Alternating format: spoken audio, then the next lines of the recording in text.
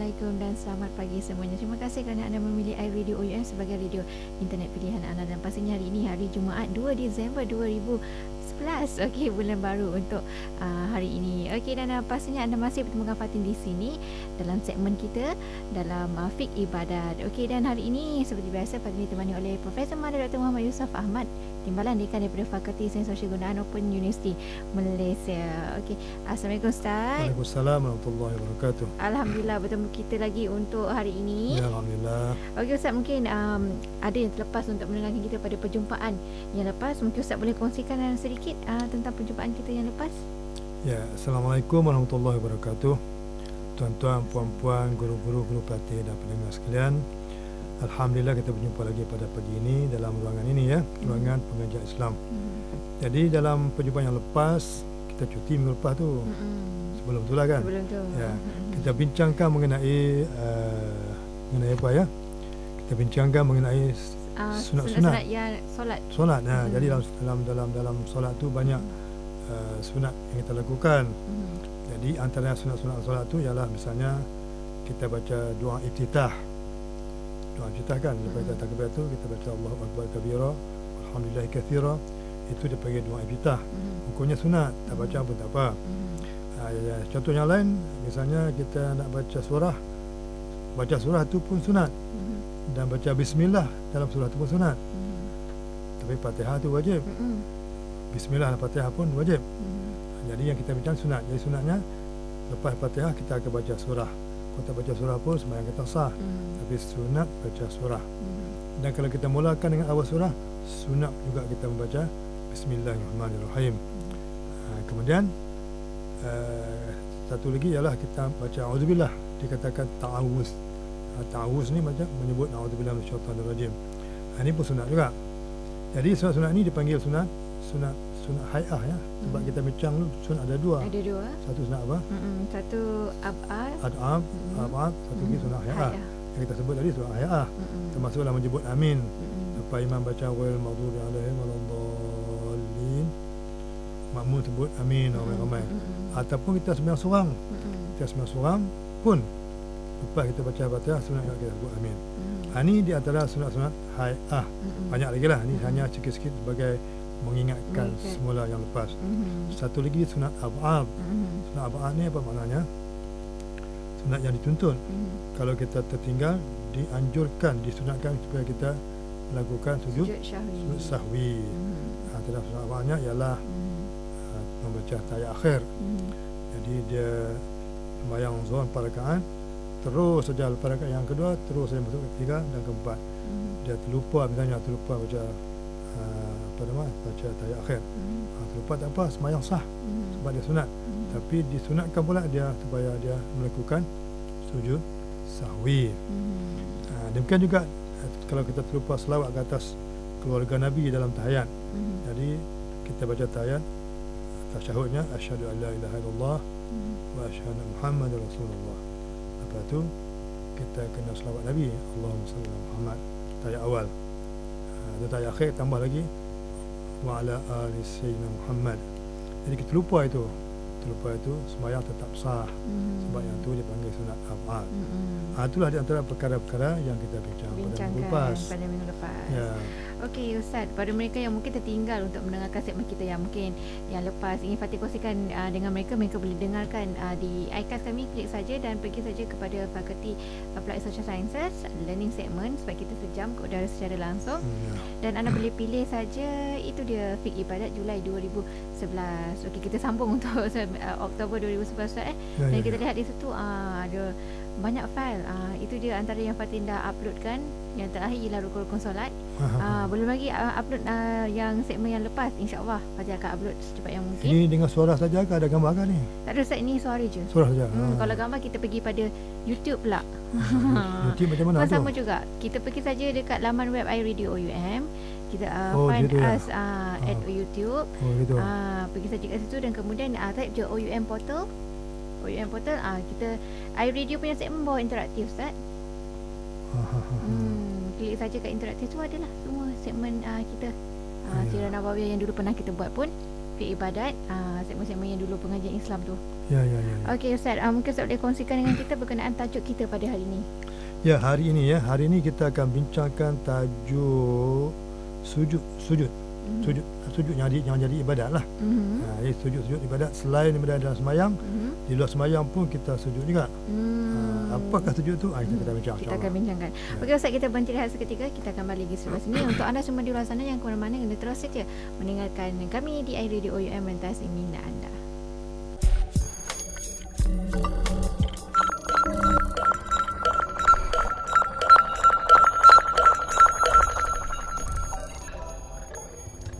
Kembali mendengarkan kami di iRadio OUM melalui laman web kami iradio.oum.edu.my. Okey, dan pastinya pagi ini 10 pagi hingga 11 pagi setiap hari Jumaat bertemankan Fatih dan juga Profesor Madya Dr. Muhammad Yusof Ahmad. Dan hari ini Ustaz, ya, seperti yang telah Ustaz kongsikan dengan kita ingin berkongsi dengan pendengar semua di luar sana berkenaan dengan sujud-sujud ibadat. Okey, mungkin Ustaz boleh kongsikan berkenaan apakah yang dikatakan dengan sujud ibadat tu. Silakan. Baik.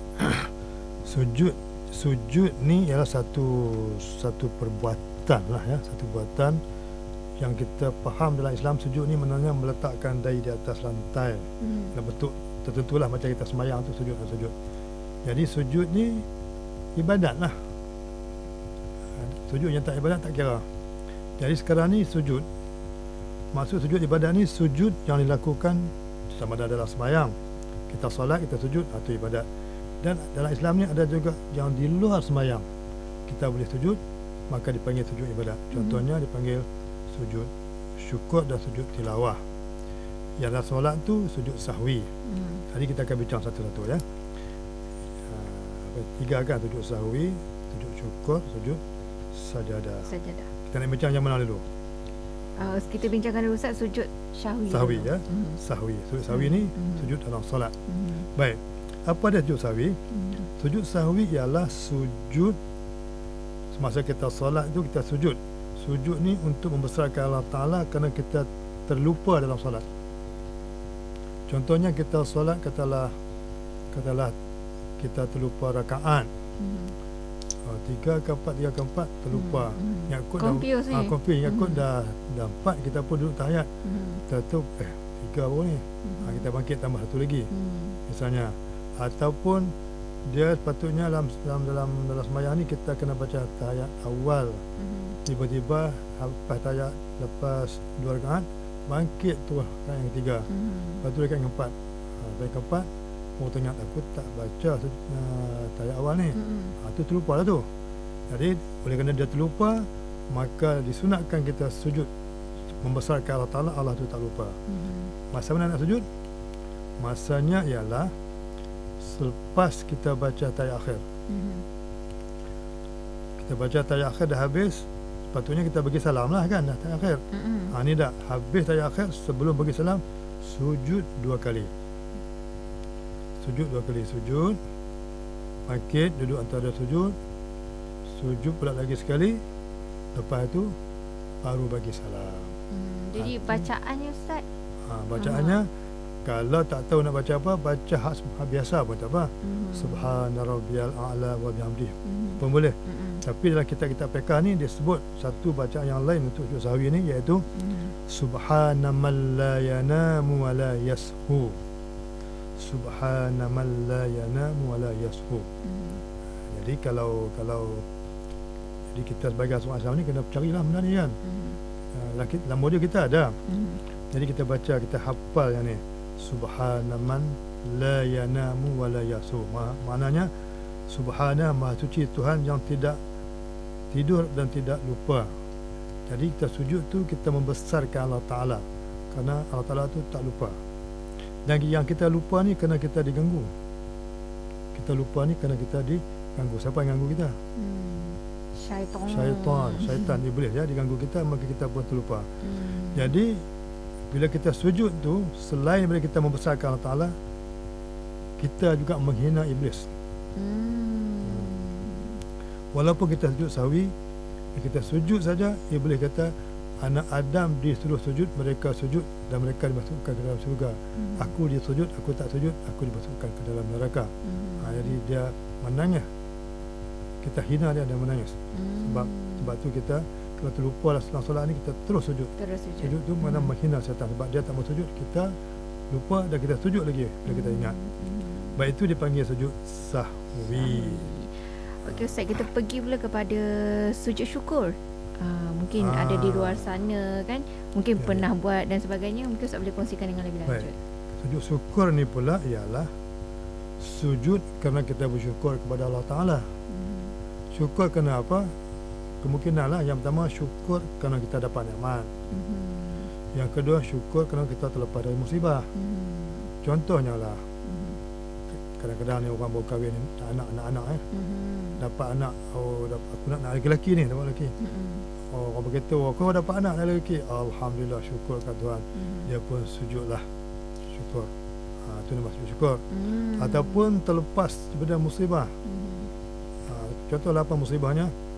Katalah orang beritahu kata kereta orang tu naik melanggar sekali-sekali.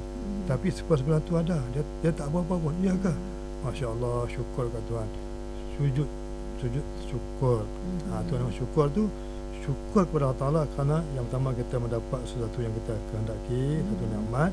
Yang kedua kita syukur terlepas daripada apa-apa musibah lah.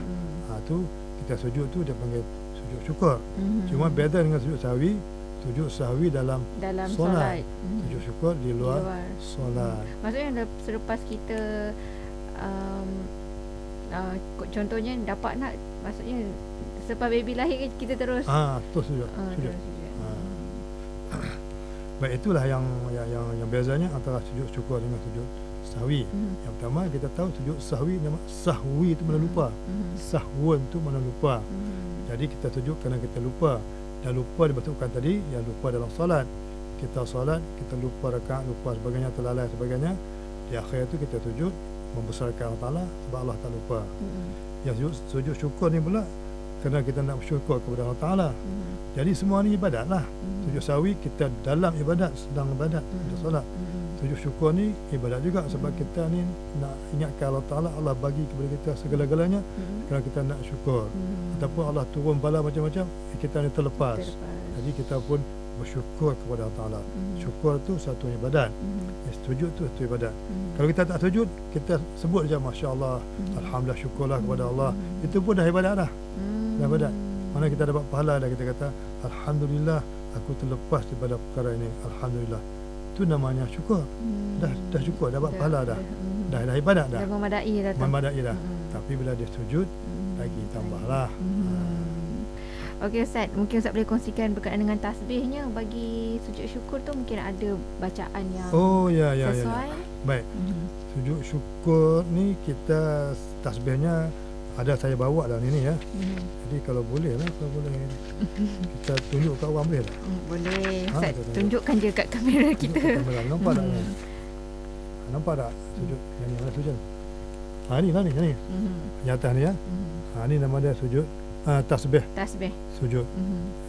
Sujud syukur ke? Sujud tilawah ke? Ni tasbihnya. Apa dia? Baca sikit. Sajada wajhiya lillazi khalaqahu wa sawwarahu wa syaqqa sam'ahu wa basaruhu bihaulihi wa quwwatihi. Ada lagi tak? Ada lagi. Fatabarakallahu ahsanul khaliqin. Boleh ingat kan? Boleh tak? Tak boleh kena kan? Cari Ustaz, kena search internet ni. Ni internet kan? Jadi tapi tadi yang saya buat ni. Sajada wajhiya lillazi khalaqahu wa sawwarahu wa syaqqa sam'ahu bihaulihi wa quwwatihi. Fatabarakallahu ahsanul khaliqin. Ini namanya tasbih sujud.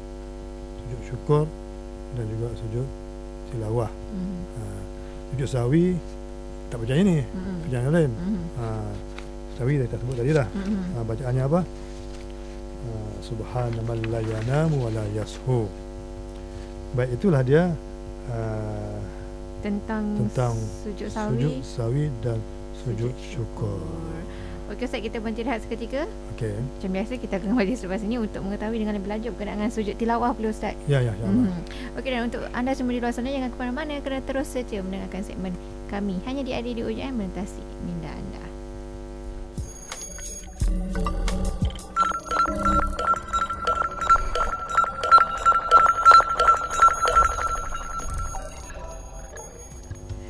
kasih kerana anda memilih iRadio UUM, merentasi minda anda. Okey, bertemu Fatih sehingga jam 11 pagi nanti. Dan pagi ini tajuknya berkenaan dengan sujud-sujud ibadat. Okey Ustaz, kita dah kongsikan dengan pendengar semua di luar sana berkenaan dengan sujud sahwi dan juga sujud syukur, dan juga berserta dengan bacaan ataupun tasbihnya sekali. Okey, mungkin Ustaz boleh kongsikan pula apakah yang dikatakan dengan sujud tilawah. Silakan. Baik, tuan-tuan dan puan-puan pendengar sekalian, sujud tilawah ialah sujud kerana kita membaca Al-Quran. Tilawah tu kan baca Al-Quran, tilawatul Quran. Jadi bila kita baca Al-Quran sampai tempat sujud, maka kita disunatkan sujud. Kalau kita ada Quran boleh tunjuklah ya. Saya tak bawa Quran, tapi saya dah bawa apa ni dipanggil? Beberapa ayat. Contohlah ni lah. Katalah contoh ni semua orang tahu.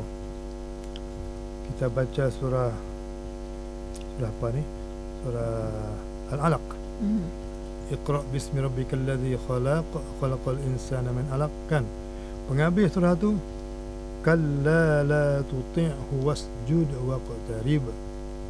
Pasal tak? Ada perkataan wasjud. Wasjud tu maknanya dah sujudlah. Jadi wasjud tu perintah sujud, Allah perintahkan sujud. Jadi wasjud waqtarib, dan sujudlah dan hampirkan diri kamu kepada Allah Taala. Kalau kita tengok dalam Quran yang sekarang ni dipanggil Rasam Osmani, di atas wasjud tu ada garis panjang di atas perkataan wasjud tu. Kemudian di hujung ayat tu ada dia buat macam apa tu? Macam masjid punya kubah masjid. Kan? Jadi wasjud waqtarib, di atas wasjud tu ada garis. Garis tu maknanya ini tempat sejadah nama dia. Tempat dia suruh sujud. Nah, sujud dekat mana? Bukan masa wasjud tu sujud. Sujud di ujung ayat. Tapi wajah dia pendeklah, wasjud waqtarib. Dah ada. Tapi kadang-kadang ayat tu sampai 2 baris. 2 baris kita baca baru jumpa tanda sujud tu. Tapi garis tu dia tunjuk dah. Misalnya kita baca surah surah Sajadah. Innama yu'minu bi ayatina alladhina idza dzukiru biha kharru sujada. Mereka pun sujud. Wasabbahu bihamdi rabbihim wa hum la yastaghfirun, dan mereka bertasbih kepada Tuhan mereka. Jadi panjang juga tu, ada 3-4 kataan lagi baru jumpa tempat yang nak kena sujud, kan? Tanda-tanda apa namanya tu? Kubah masjid. Jadi dalam Al-Quran, kalau kita baca Al-Quran, kita jumpa tandanya macam itu. Yang pertama, di atas kalimah sujud tu ada garis panjang. Kemudian cari hujung dia. Hujung ayat tu akan jumpa satu tanda macam kubah masjid. Macam batu tanda lah. Macam batu kubur, ada macam-macam orang kata lah bentuk dia tu, kan? Di situlah tempat kita sujud. Dia di akhir ayat. Di akhir ayat, ayat tersebut. Okey Ustaz, tadi Ustaz ada kata berkenaan dengan apa tu surah Al-Sajadah tadi, kan? Ada pula kita dengar berkenaan dengan sujud sajadah. Jadi mungkin Ustaz boleh kongsikan. Baik, pada asalnya sujud sajadah ni sama saja dengan sujud apa nama kita? Sujud tilawah. Sebab sujud kerana kita baca Quran. Kita baca Quran sampai tempat sujud kita sujud. Cuma dalam masyarakat Melayu di Malaysia ni, sujud tilawah tu kita sujud semasa membaca Al-Quran di luar sembahyang. Macam sekarang kita baca Quran, ataupun tadarus Quran, ataupun kita mendengar orang baca Quran. Katalah anak kita baca Quran, kita untuk kira anak lah. Anak baca Quran, anak baca sampai tempat tu wasjud waqtarib, kita dengar dia baca. Kita pun sujud. Allahu Akbar, sujud. Sekali je. Sujud sekali, bangkit, duduk, habis. Kan? Itu sujud. Nanti saya cerita kemudian cara-cara sujud, kan? Itu contoh je. Itu maknanya kita sujud di luar sembahyang sebab kita mendengar orang baca Quran. Ataupun kita sendiri baca Quran. Pagi-pagi selepas subuh misalnya, atau sebelum subuh, atau tengah hari waktu rehat, kita ambil Quran baca sampai tempat tu wasjud waqtarib misalnya. Jadi kita pun sujud lah. Itu sujud tilawah dipanggil, sebab kita sujud kita baca Al-Quran. Tapi di Malaysia ni bila sujud sajadah maksudnya sujud dalam sembahyang. Dipahami sujud dalam sembahyang. Maknanya kita tengah sembahyang dan kita baca ayat Quran yang ada sujud. Jadi kita kena sujud sunat. Oh, sunat. Contohlah kita sembahyang Isya katakan. Sembahyang Isya ni kita baca apa? Baca surah Al-Alaq tadi. Sampailah kalla la tuti' wasjud waqtarib. Kita tengah berdiri itu kita terus turun sujud. Sekali. Sekarang tadi kita sedang berada dalam rakaat yang pertama. Ya. Rakaat yang pertama. Jadi kita baca lepas Fatihah kita baca surah Al-Alaq. Akhir surah Al-Alaq kalla la tuti' wasjud waqtarib. Dia pun Allahu Akbar terus sujud, tak payah rokok. Terus sujud. Baca tasbih tadilah yang sebut tadi. Lepas sujud, bangkit terus berdiri. Allahu Akbar berdiri balik. Habis oleh kerana dia akhir ayat, kita baca ayat lain pula untuk rokok. Tak tahu ayat apa nak baca, qul huwallah lah. Dia bangkit berdiri baca ayat sambung apa-apa lagi. Bismillahirrahmanirrahim, qul huwallahu ahad, Allahus samad. Pada habis baru rokok. Rokok, i'tidal dan sujud. Sambunglah macam biasalah. Itu rakaat tu memang sampai sujud yang kedua barulah sempurna rakaat tu kan. Tadi yang kita sujud tadi bukan rakaat. Sujud tu kerana kita membaca ayat sajadah, ayat yang ada sujud. Dan kita baca tu dalam solat. Lepas tu kita terus turun sujud. Kalau kita baca ayat lain di tengah-tengah ayat, mana kita bangkit kita sambung ayat tu lah. Tapi kalau buat sujud baru tarik di ujung ayat, kita bangkit baca ayat lain lah atau surah yang lain. Itu beza antara sujud tilawah dengan sujud sajadah. Jadi kadang-kadang orang sebut sama aja. Sujud tilawah punya tu sajadah. Cuma di Malaysia ni kita bezakan supaya nak bagi orang tu faham betul-betul lah. Ya. Jadi kita ni tak semua orang amal, hanya orang-orang yang biasa tu amal lah. Baca Al-Quran, lepas sembahyang baca-baca, sampai tempat sujud dia pun sujud. Itu kalau dia tak sembahyang, kita panggil sujud tilawah. Tilawah tu mana membaca Quran. Tapi kalau dia sembahyang, kita panggil dia sujud sajadah. Rasanya dua-dua tu sama aja. Okey Ustaz, ada satu soalan di sini berkenaan dengan sujud syukur tadi. Kalau kita lihat dekat televisyen, kalau kita main bola terutamanya menang dapat jadikan gol. Kalau kita lihat ada pemain yang mungkin sujud dekat situ kan, di tengah padang tu meraihkan kemenangan sebab masuk gol kan.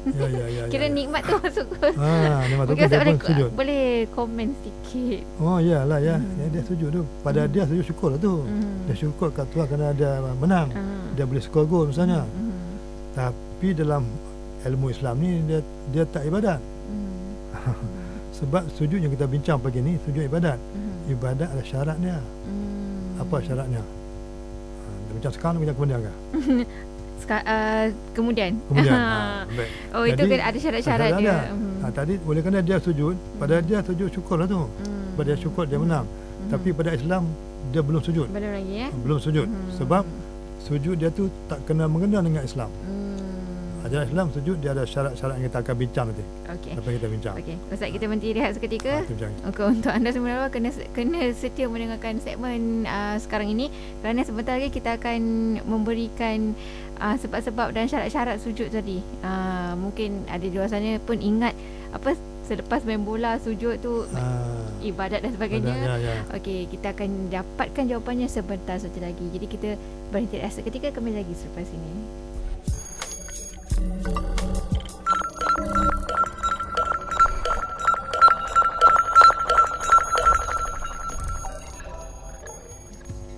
Tentu saja anda baru dihiburkan dengan Hijaz Fatamorgana hanya di iRadio UUM melintasi minda anda.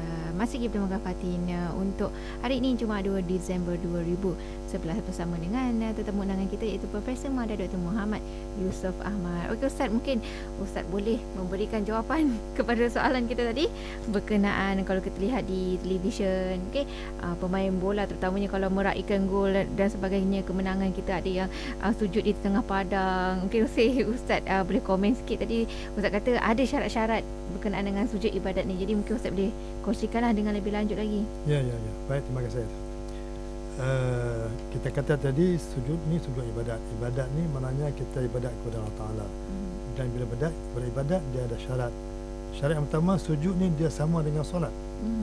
Jadi solat ni yang pertama kena ada wudu. Kan kena solat kena ada wudu, tak ada wudu tak sah solat. Yang kedua dia kena menutup aurat. Menutup aurat pakai pakaian yang sempurna. Yang ketiga dia kena menghadap kiblat. Kan dia bukan boleh sujud menghadap negeri Jepun, negeri Jepun ke Australia ke, tak boleh, dia kena menghadap kiblat. Dan yang keempatnya tempat nak sujud tu mesti suci. Suci. Baik, sekarang tempat tak masalah, dalam padang suci. Tak ada najis, tak ada apa, sucilah. Tapi pakaian tutup aurat tak? Kalau kita main bola pakai luar panjang, tutup aurat lah. Kalau kena tak tutup aurat dalam mazhab Syafi'i. Jadi sujud tu tak pakai, tak bukan ibadat sebab tak kena. Sama juga tidak ada wudu. Wudu tak ada. Kan tak tahulah kot dia main bola dia ambil wudu kan. Jadi dia ambil wudu. Cuma wudu dia mungkin ada tetapi dia tak menghadap kiblat. Dia tak mana sempat dia pun sujud. Jadi bila-bila pun nak sujud ni dia kena ada empat syarat ni lah, iaitu berwudu, menghadap kiblat, menutup aurat dan suci tempat tu. Tapi kalaulah dia main bola tu dia tak ada tiga, satu tak cukup, tak boleh. Jadi sujud dia tu tak termasuk dalam sujud ibadat. Mungkin sujud tu adat saja, bila menang sujud, bukan ibadat. Kalau bukan ibadat tu tak apa lagi lah. Saya bimbang, memang takut menyalahi ibadat. Kalau menyalahi tu dia berdosa. Sebab sujud ni dia sifat ibadat. Sifat ibadat ni kena buat betul-betul cara ibadat. Maknanya kena ada wudu, menghadap kiblat, tutup aurat. Tiba-tiba kita tidak cukup memenuhi syarat ni, kita pun sujud sungguh-sungguh macam kita ibadat. Takut berdosa.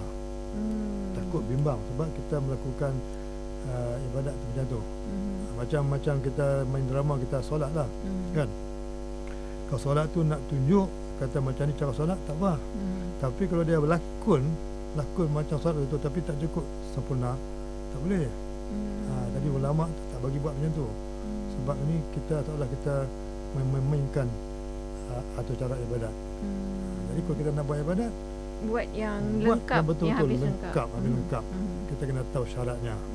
Tapi yang berlaku sekarang ni mungkinlah orang tu dia pun kurang arif, kita tak tahulah kan. Tapi kebanyakan sekarang kalau kita tengok drama-drama pun ada menyelitkan sedikit sin-sin ataupun bawa-bawa solat. Yang bawa solat tu tak apa. Dia misalnya dia nak satu orang tu nak tunjuk cara solat kat orang, tak apa. Mula-mula kena rokok macam ni. Tapi tak apa, sebab apa? Dia bukan rokok pun. Dia tunjuk aja. Dia mengajar, dia bercakap pun. Kan tengok buat rokok macam ni, tengok tangan di sini, kepala sini. Tak apa, tak ada wudu. Tak apa, sebab dia tunjuk. Dia bukan nak buat sungguh-sungguh. Sekarang ni buat sungguh-sungguh, sujud sungguh-sungguh, letak dahi, macam apa tak tahulah, kan. Tetapi dia melakukan ibadat. Sujud tu ibadat, satu ibadat Islam, orang Islam sujud. Tapi ibadat tu tak ikut syarat. Jadi yang pertama tak jadi ibadat. Yang kedua saya bimbang kalau ikut fatwa guru tua-tua, dia kata kita main-mainkan dengan ibadat. Kita takut berdosa situ. Jadi kalau boleh kita tak buatlah. Kalau kita nak buat, kita main pakai luar panjang, kita ada wudu. Tak apalah. Padang tu dia anggap bersih lah bila-bila pun. Kiblat tu kita agaklah kiblat berani lah. Buatlah. Ini tak kira kiblat belah mana pun sujud, jadi salah. Sujud ke tempat yang lain salah lah Islam. Itulah komen saya lah, gitulah. Okey, telah pun menjawab pada persoalan yang telah Fatin utarakan sebentar tadi sebelum kita berhenti berehat tadi. Okey, mungkin Ustaz boleh buat kesimpulan dah berkenaan dengan tajuk kita pada pagi ini. Baik, tuan-tuan dan puan-puan sekalian, pendengar-pendengar, kita bincang pagi ini tentang sujud. Sujud yang kita bincang adalah sujud ibadat. Maknanya kita melakukan sujud itu bermakna kita beribadat kepada Allah Ta'ala. Ibadat maknanya dapat pahala. Jadi kita kena tahulah syarat-syaratnya. Sujud ibadat ni yang biasa kita tahu ialah 4 perkara lah. Yang pertama sujud apa kita panggil tadi? Sahwi. Sujud sahwi. Sujud sahwi ni dia memang dalam ibadat, dalam solat. Kita lakukannya kerana kita terlupa sesuatu apa-apa lah solat lah. Ya. Jadi kita tampungkan dengan sujud sahwi. Tempat sujud sahwi itu di mana? Di dalam selepas di akhir solat, di akhir solat sebelum salam. Salam. Baca tahiyat sampai habis. Sebelum pergi salam, sujud. Sujud sahwi ni berbeza dengan sujud yang lain. Sujud sahwi 2 kali. 2 kali. Sujud sekali, duduk antara sujud. Bacalah Rabbi'ul Quli macam biasa. Sujud balik. Bacalah sujud pun berbeza dengan sujud syukur. Sujud sahwi kita baca Subhanaman la yanamu wa la yashu. Jadi kita tasbih tu memuji Tuhan tu tak lupa. Kita ni lupa. Itu sujud sahwi. Dia di dalam solat. Yang lain tu yang kita bincang ni, yang 3 lagi ni sujud di luar solat. Yang pertama dipanggil sujud syukur. Sujud syukur, yang kedua dipanggil sujud tilawah. Satu lagi sujud sajadah. Sujud sajadah pun solat juga. Baik. Sujud syukur ni ialah kita sujud kepada Allah Ta'ala kerana kita bersyukur kepada Allah Ta'ala oleh kerana kita mendapat nikmat, satu nikmat ataupun terlepas daripada sesuatu bala. Itu sujud syukur. Sujud tilawah ialah sujud semasa kita membaca Al-Quran. Kita membaca ayat Al-Quran sampai tempat sujud. Tadi dah terang tempat-tempat tu yang ada garis, ada tiang tu. Sujud tempat tu. Sujud tu bagi sujud tilawah. Dan sujud sajadah pula dalam masyarakat Melayu ni, sujud sajadah dia kata adalah sembahyangnya. Jadi kita sembahyang, dan sembahyang tu kita baca ayat-ayat Quran yang ada tempat sujud. Sampai tempat sujud tu kita tinggal sembahyang, kita terus turun sujud. Baca tasbih, kemudian bangkit berdiri semula dan baca sambungnya. Itulah 4 perkara sujud yang kita bincang pada hari ini, yang kita katakan sujud sebagai sujud ibadat. Okey, nampaknya kita telah pun sampai ke penghujung segmen hari ini, Ustaz. Terima kasih banyak kerana Ustaz sudah hadir ke konti kita untuk berkongsi tentang tajuk yang menarik hari ini, iaitu sujud ibadat. Okey, dan untuk anda semua di luar sana, jangan ke mana, kerana terus setia mendengarkan segmen kami di iRadio OUM ini sehingga jam 5 petang nanti. Jumpa lagi insya-Allah pada minggu depan. Assalamualaikum.